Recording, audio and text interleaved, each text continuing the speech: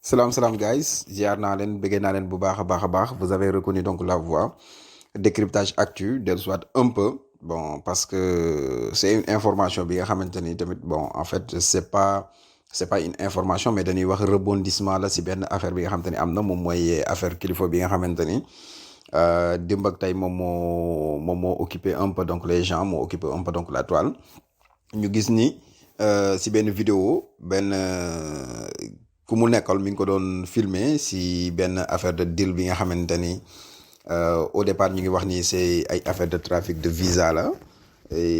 waa ji ñu gis benn vidéo bi nga xamante ne bu xaw yàgg sax bu jël temps sax waa ji di waxante ak moom di ko bien évidemment di ko filmer ñëpp di gis ñoom ñaar lu doon traité di jokkalante xaalis si vidéo bi yéen comme na ni ngeen ko gisee ak man ñu gis ni waa ji mi ngi koy jox xaalis mi ngi ko jox benn somme de 3 millions doon ko wax ni ko joxoon naa la ñaata mu ne ko joxoon nga ma 1,5 million ak 3 millions yi mu nekk 4,5 millions donc yow yaa ma amee donc yaa ma desel 500,000 donc ñoom ñaar ñu d'accord si ay kàddu si biir wax ji ay waxu visa génn ci lu bëri génn ci kilifa ci boppam jël téléphone am donc am ay coup de fil yu bëri yu mu passé et parmi te appel yu mu woote yëpp ay numéro peut-être ay gars yu mu xam la di leen woo di leen laaj ay numéro de consul ak numéro de consul beeg ainsi de suite genre yooyu kon donc tout au long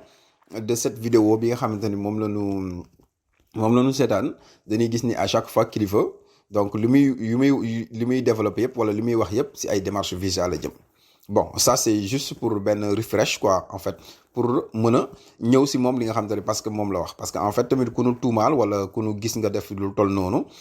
un homme de la trempe de kilifa ak li nga xamante ni moom lay wootee si Sénégal dafa xaw jaaxal nit ñi quoi donc tu vois moo tax man j'ai jugé bon le fait que automatiquement après mu compter indi benn éclaircissement parce que tey suivre nañ également donc déclaration bon mais soo xoolee déclaration bi kilifa il a balayé d'un revers de la main donc tout ce que li nga xamante ni moom la vidéo bi doon nit ñi moom lañ doon gëm ci vidéo moom lañ doon jàpp ci vidéo moom la ñu jàppoon ni loolu moom mooy kii vidéo donc il a balayé donc d'un revers de la main mais seulement sur ces explications tamit bon man dafa am tuuti yi nga xamante ni ku def tuuti seetlu di nga xam ni moom xëy na peut-être lu mu expliquer ni moom la am mais c'est tout à fait le contraire de ce que la vidéo nous montre même su fekkente ni après mi ngi ñëwaat chargé leeral chargé le gars Thier bi nga xamante ni moom la doon traiter bi nga xamante ni d'après ni mu ko waxee c'est une personne bi nga xamante ni ñoom ñaar bi nga xamante yàgg na c'est de longue date et puis à ce qu'il paraît donc toujours selon ce qu'il dit waa ji da doon dem këram ainsi de suite ak da doon gisante ak yaayam ak ainsi de suite donc yooyu yëpp bon bref c'est bien beau de le dire mais en fait contenu vidéo bi ñun c'est-à-dire donc daf ñu xaw jaaxal benn moment quoi parce que en fait voilà léegi nag moom li mu ko expliquer comme na ni ngeen ko déggee moom mooy c'est-à-dire ay dilu oto la bon il a brandi un papier pour dire que ni oto bi la ko waroon jaay mais sauf que ñun li ñu xaw jaaxal ci wax ji yëpp moom mooy que ni en aucun moment donné waa ji waxul ak kilifa ni ka oto bi kañ nga ma koy jox waa ji kilifa livré wu ko clé oto bu lay jaay 5 millions nga dem ba joxe si 4,5 millions normalement war na la jox papier normalement également war nañ la mën a jox clé war na la jox mais waa ji libéré na ko 4,5 millions parce que boo defee le calcul des 3 millions ak les 1,5 million yi nga xamante ni moom moo jiitu woon jox na ko presque 4,5 millions si oto bi nga xamante ni normalement kon 500,000 moom moo ci des parce que kilifa moo ni ko des na 500,000 bon normalement kon kooku mën nañu wax ni somme bi li ci ëppoon jot na ko xëy na kon foofu au moins même boo jotul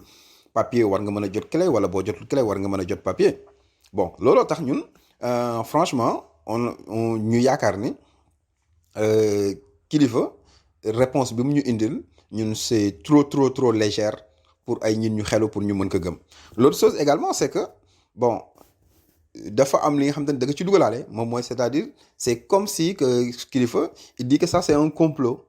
parce que bu lay sosal ci yenn affaires yi ba pare tu convoques l'État tu convoques des élections locales tu convoques des élections présidentielles yi nga xam ne ay 2024 la pour dire que c'est pour te faire taire ou bien des choses de ce genre là également ça donc c'est exagéré quoi en fait c'est exagéré il faut le dire parce que deal bi nga xamante ne yaa ngi ko seq ak ay nit yi nga xamante ne xamante ngeen depuis belle lurette ah ngeen dem ba benn moment ñu gis de si li nga xamante ni sénégalais yi seen xel commencé ci tey mais loolu il faut trouver d'autres arguments de beaucoup plus solides de beaucoup plus conséquents que ngay dem di ko jiiñ ay état ay genre yooyu tu le dis pas sciemment mais quand tu dis mënuñu lu noppiloo mënuñu loo defloo mënuñu defloo parce que de élection yi dañu bañ ko si wax ak genre yooyu donc ça c'est trouver refuge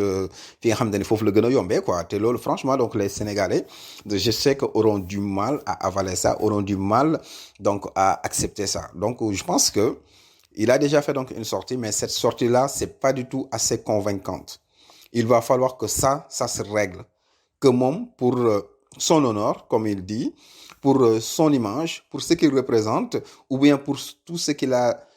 incarné donc dans ce pays, il va falloir qu'il nous amène donc d'autres arguments beaucoup plus solides. Franchement, ça c'est désolant, c'est désolant. On attend de lui que mu ñëwaat indil ñu li nga xamante ni lu nu mën a teg loxo la waaw lu nu mën a teg loxo la quoi.